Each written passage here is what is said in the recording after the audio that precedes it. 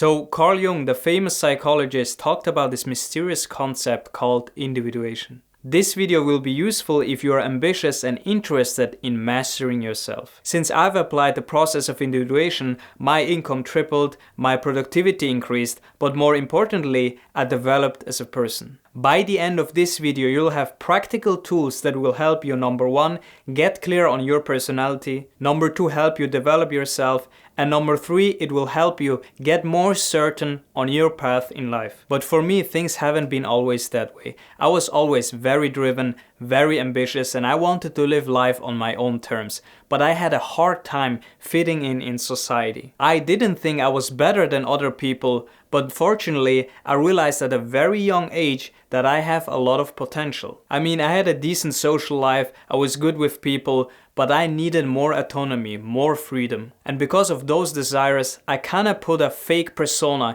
in order to fit in and not stand out too much, because no one understood my drive and my ambitions. I thought I was seeing the world differently than other people. So as I got deeper into my self-development journey, I discovered the process of individuation, and this is when my life truly changed. You see, self-awareness is not talked about in society and in this ever faster growing modern world, but it is more important than ever before. So you might ask, what is individuation? Simply put, individuation is the process to becoming your true self. It involves understanding and accepting all parts of your personality and then aligning your inner personality with your goals in order to live a fulfilled life. So in the essence, it means becoming an individual, not someone who is influenced by the masses, society, and the news and lives his life according to other people's values. This is someone who lives his life by his own unique values and is developing himself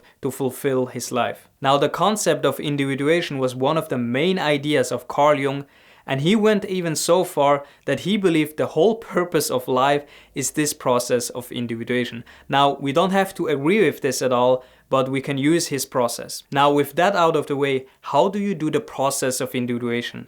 According to Carl Jung, there are 2 types of individuation. The first one is natural individuation process. According to Jung, individuation happens naturally and spontaneously. So throughout our lives, as we grow older, he believed that we become more integrated. But this natural and spontaneous way of individuation is heavily influenced by society and culture. So what this means is people are unconsciously living their lives, and it's just by chance. They can become more integrated or less integrated.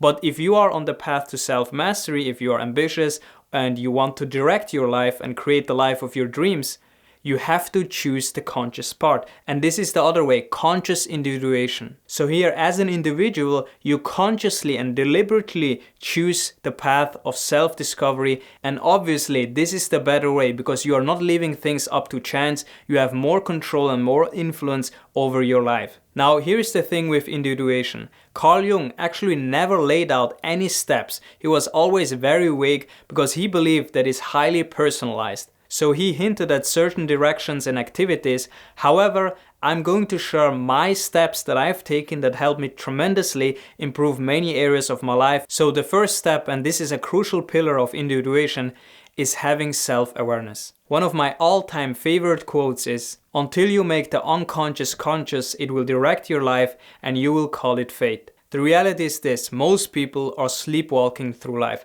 I'm not judging, I'm just reporting. I'm sure you have experiences too. If you're on this path, you will see that most people just simply don't care enough, or they just don't know how to really change their life. So to not live the life of the masses, we have to become self-aware. We have to understand our thoughts, our feelings, our beliefs, and our motivations. And there are many techniques to do this, and I don't want you to overwhelm you in this video, but one activity that can uncover the underlying thoughts and beliefs that you have is journaling. I recommend you to journal every day for a few minutes. A method called morning pages is very useful in that context. So ideally, in the mornings, you want to write down your thoughts and you let loose of everything. You just write down all your thoughts and feelings.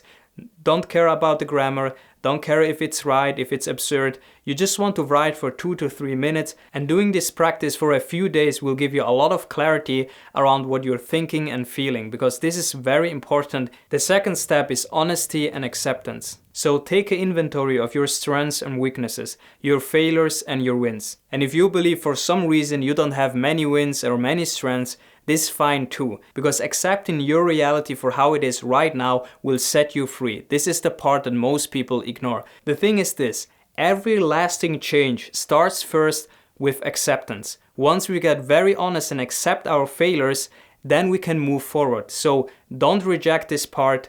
Accept your failures. It doesn't matter. Just accept your lack of skills, your lack of wins, your lack of strengths. Now, when I talk about accepting your failures, we are not coming from a place of judgment, like where we self-criticize ourselves. We take an objective approach. Right now, a snapshot of our lives. Okay, I don't have the skills yet.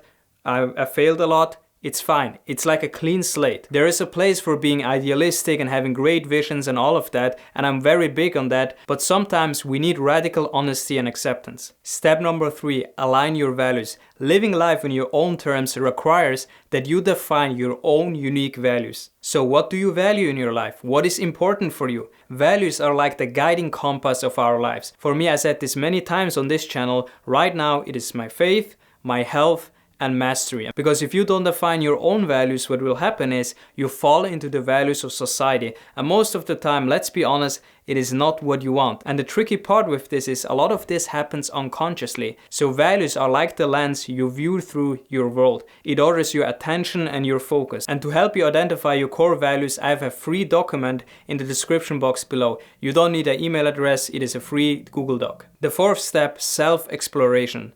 You have to try different things. You know, life is multifaceted.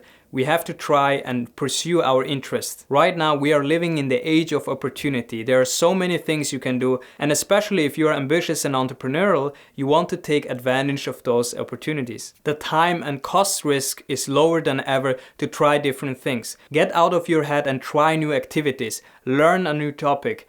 Create a YouTube video. Create a TikTok video. Just try different things, and the more you try, especially if you are young, the more experiences you will have. The fifth step is shadow work. Shadow work is mastering your dark side. You have a light side and you have a dark side. Believe it or not, we all have different sides and aspects in our personality. So in order to develop yourself and achieve your goals and have more fulfillment in life, we have to master our darker side. And that's why you want to watch this video next, where I talk about shadow work in depth with all the techniques that I've used that really helped me tremendously improve many areas of my life. So I see you in this one.